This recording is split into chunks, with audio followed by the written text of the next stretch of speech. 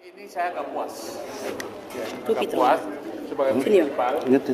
Cuma menjadi pertanyaan saya melihat dari trik ya tadi itu kita mau dikelabui. Jadi Presiden Joko Widodo mau mencoba mengakali kita dengan cara keluarkan Kepres. Nah, itu dia. Jadi nanti Kepres itu dia bersembunyi di balik ketiak Kepres. Ya, itu tadi.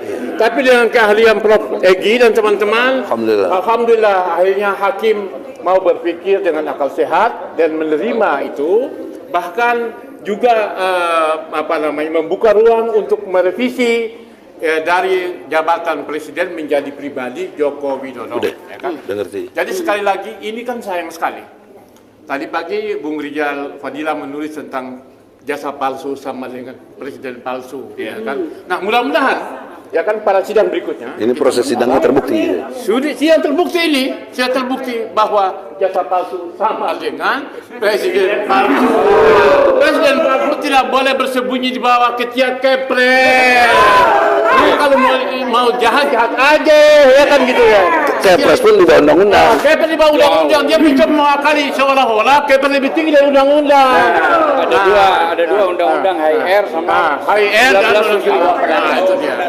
Jadi menurut saya sebagai prinsipal mengajak kepada kita semua rakyat Indonesia, inilah konsekuensi jasa palsu, presiden palsu, akhirnya melahirkan presiden yang penuh dengan tipu-tipu. Sekian. Ini kemenangan rakyat. Yes. Rakyat menang. Satu, berhasil mengganti majelis. Nah, ini bukan perjuangan ringan. Itu jangan dilupakan itu. Para penggugat, sejarah semua berjuang. Kita semua yang hadis ini berjuang mewakili rakyat, dan itu sukses. Majelis yang kurang benar, tidak benar diganti. Satu, kemenangan rakyat. Amin. Kemenangan rakyat kedua adalah bahwa Jokowi terpaksa harus nanda tangan. Itu kemenangan rakyat, memaksa Jokowi. Tanda tangan basah. Itu tanda tangan basah, ya. Yang ketiga, kemenangan rakyat di depan kita akan terbukti jasanya palsu. Insya Allah. Dan yang keempat, presidennya palsu. Buat dari boneka kayu. Assalamualaikum warahmatullahi wabarakatuh. Ya udah agak mendingan mikirin ini. Ini sudah masuk ke bulan keempat. Tapi ada hasil yang luar biasa hari ini. Hakim berani memutuskan mestinya seperti apa tuduhannya, gugatannya, dan wakil Jokowi harus seperti apa. Nunggu memasuki bulan keempat. Jadi strategi ngulur-ngulur waktu habis napas juga. Karena pengacara kita nggak mau main-main terus mundur. Tolong dipikir. Nih hakimnya besok diganti pecat lagi yang mutus. Bakal dimarahin. Karena kesian hakim majelis yang pertama kenapa mundur? Karena ngusir Jokowi perwakilannya nggak benar. Dia mabok. Yang ini ntar dimaki-maki lagi nih. Atas saya ini maki-maki lagi. Seknek nelfon. Itu siapa yang mutusin begitu? Jadi tolong doakan hakim yang walaupun menunggu 4 bulan untuk membuktikan sekedar ngasih lihat ijazah gua susah amat sih. Tapi kalau memang ada ya susahnya apa? Tapi tolong paham, kalau bukan berbohong ya bukan dia kan? Karena bawaan bawinya memang berbohong. Ini menarik, nggak sepele. Kalau sampai ketahuan dan harus membuktikan dia berbohong, dua, dokter andasnya ijazahnya apa, insinyurnya ijazahnya apa, nggak usah ngomong yang SMA lah. Terus lagi daftar ke KPU sebagai capres, ijazahnya apa? Jadi KPU-nya kena juga. Karena anaknya sekarang pun sudah daftar nggak benar diterima oleh KPU. Jadi mari kita rame-rame walaupun 4 bulan bersyukur. Terima kasih buat tim pengacara khususnya rekan saya Prof. Egy ini lanjut dan Anda diminta hadir terus. Terima kasih. Wassalamualaikum warahmatullahi wabarakatuh. Doain. Semangat untuk semua rakyat Indonesia, terutama untuk emak-emak yang hadir tetap konsisten dan selalu istiqomah ada di perjuangan ini, di Jokowi palsu. Jokowi palsu atau ijazah palsu tetap sama. Yang jelas kita bangga dengan para advokat yang ada di samping saya. Beliau berhasil menerobos masuk sampai ke titik keberhasilan saat ini. Bapak Jokowi, Anda harus menandatangani semuanya dengan tanda tangan basah. Kami tunggu di sidang berikutnya. Jika tidak bisa, Anda out, tumbang, dan Anda dideklarkan sebagai presiden palsu sedunia. Oke. Itu saja. Terima kasih untuk semuanya. Saudara-saudaraku sebangsa dan setanah air, pertama-tama mari kita menundukkan kepala, kita mengucapkan innalillahi wa inna ilaihi raji'un. Telah berpulang ke rahmatullah salah satu bapak bangsa, ekonom ya, seorang legendaris, seorang begawan ekonomi yang hati dan jiwanya diperuntukkan untuk Indonesia tercinta hingga akhir hayat masih tetap garang menselepet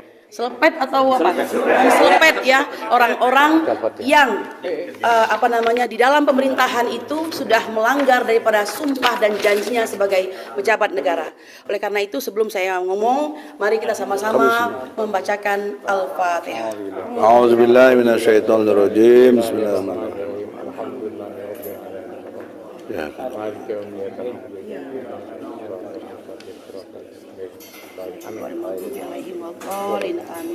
Al-Fatihah tadi kita persembahkan untuk yang tercinta, abang kebanggaan kita, Rizal Ramli, rahimakumullah. Saudara-saudaraku sebangsa dan setanah air, tadi saya sampaikan di hadapan hakim bahwa jihad yang paling utama itu adalah menyatakan kebenaran di hadapan penguasa. Jihad itu tidak hanya kami pengacara yang harus melakukan, tapi justru paling utama adalah Kodi itu adalah hakim, ya. Mereka lah yang menjadi dominus litis, yaitu orang yang dominan di dalam pengadilan, memberikan arahan dan memberikan keputusan. Betul atau tidak? Kenapa? Karena sekali mereka memutuskan, keputusan itu akan menjadi tonggak untuk menjalankan eksekusinya. Jika benar keputusannya, maka benarlah semua. Jika salah keputusannya, maka salah semuanya. Nah, oleh karena itu, sebagai tim hukum dan para penggugat yang sudah menyiapkan dengan sedemikian rupa, ya, bukan asal menggugat orang, bukan asal untuk memfitnah orang, maka kami pasti insya Allah mempunyai bukti-bukti fakta-fakta yang benar, ya. Nah, saudara-saudaraku sebangsa dan setanah air, tadi kami juga menyampaikan bahwa adalah sebuah keharusan untuk memajukan apa yang dimaksud dengan kebenaran. Hukum itu sendiri adalah obat. Sebenarnya kita meminta seorang Joko Widodo itu bisa bertindak sebagai orang yang memberi contoh baik, ya kan? Apapun juga suri teladan, apalagi kalau sudah digugat, berarti ada warga negara yang tidak puas. Permasalahannya sekarang bukan soal tidak puas, lebih kepada pidana, di mana pemalsuan itu mencakup 2 norma, yaitu penipuan dan ketertiban masyarakat. Ya kan? Nah, oleh karena itu tidak bisa main-main lagi. Kita berterima kasih hakim pengganti ini telah melakukan breast finding, meskipun harus didorong-dorong seperti orang melahirkan gitu ya. Pembukaan 1, pembukaan 2 begitu kan. Pada akhirnya beliau ingat bahwa tetap dia katakan oleh Imam Baihaqi bahwa kita ini bukan mayat hidup. Siapa mayat hidup itu? Mayat hidup itu adalah orang yang tidak mengingkari kemungkaran. Jadi mereka mengiyakan, tidak dengan hatinya, tidak dengan kata-katanya, tidak dengan tangannya. Nah, ini masih ada iman di hatinya, alhamdulillah. Sehingga kita masih bisa berjalan ke arah kebenaran, betul? Nah, karena hukum itu adalah obat, kami patuh, kami akan melakukan perubahan seperlunya, ya. Maka yang 9 tadi tidak boleh batal dong, orang ujungnya memang semua kesana semua kok, ya kan? Tergugat. Ya, 9 tergugat dan 1 turut tergugat, ya. Hanya kita meminta yang 1 ini nama presidennya itu kita hilangkan, bahwa dia adalah Joko Widodo. Padahal dia presiden juga. Memang ini blunder kesana kemari. Maka bener lah kita itu sebenarnya. Jokowi yang presiden, presiden yang Jokowi, kan begitu. Udah saya bilang gitu. Mari kita Bismillah, tetap bersemangat, tetap kawal, kita berdoa, semoga kita ke depan mendapat pemimpin yang lebih baik. Ingat, pemilu itu bukan commercial break, pemilu itu adalah radical break, kata si Rocky Gerung ya. Jadi radical break, tidak cocok, tidak sesuai, ganti, kan begitu. Ganti dengan yang baik. Allahu Akbar. Closing. Pembicaraan lagi. Closing. Langsung teknis, saudara-saudara. Lihatlah di sini halaman kedua bahwa kita TPUA, Tim Pembela Ulama dan Aktivis. Aktivisnya tadi Rijal Fadila, Saudara Taufik, Muslim Arbi, Bambang Tri, terus satu lagi Hatta Taliwang. Melawan Jokowi. Lawyernya kami. Nah, di sini yang mau diganti nih, kami di sini Presiden RI Jokowi. Nah, kalau ini mereka beralasan bisa pakai SK, bisa pakai mandat dari Mensesnek dan Jaksa Agung. Nah, bagaimana supaya tidak demikian? Sekarang presidennya kita drop, dibelakangkan, gitu loh. Secara pribadi Saudara Joko Widodo yang kini menjabat presiden. Nah itu, jadi si pemberi kuasa Jokowi harus memberi kuasa tanda tangan basah kepada yang diwakilinya dari Jaksa Agung tadi. Nah, jadi nggak bisa lagi dia atas nama SK, nggak bisa. Karena ini ada di, jangankan di HIR yang udah lama, di Undang-Undang Pokok Perdata 1793. Pajak 1793. Nah, poinnya? Pasal 1793. Apa poinnya? Oh, poinnya bahwa seseorang yang memberikan kuasa kepada pihak lainnya itu harus dalam bentuk surat kuasa yang asli tetap tangan. Sama aja sama HIR. HIR pasal 123. Nah, jadi saudara-saudara, perubahannya sudah mendasar dan janji hakim tadi 3 hari dari setelah masuknya, kita akan masukin besok karena harus banyak yang dirubah sedikit dalam pengertian ini, karena juga kemarin juga ke petitumnya juga, karena kita menuntut pemerintah ini. Nah, di sini harus menuntut ke Jokowinya.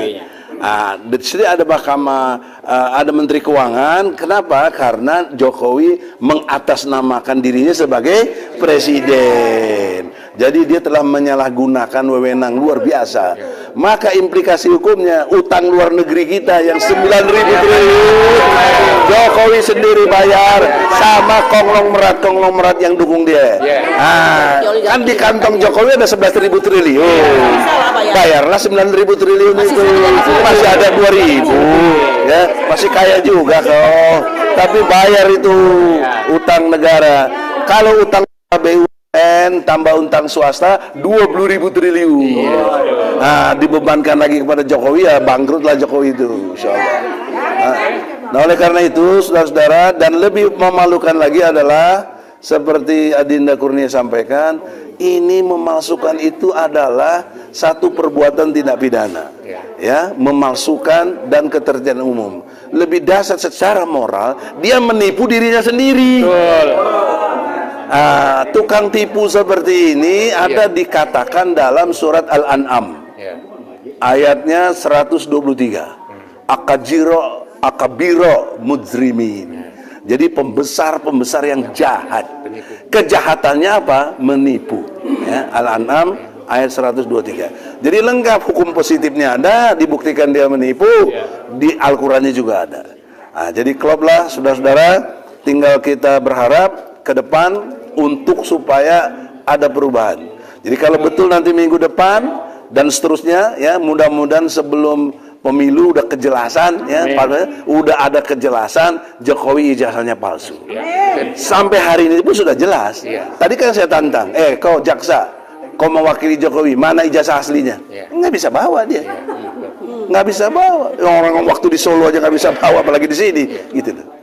Saya kira demikian. Semoga umatnya takbir. Assalamualaikum warahmatullahi wabarakatuh.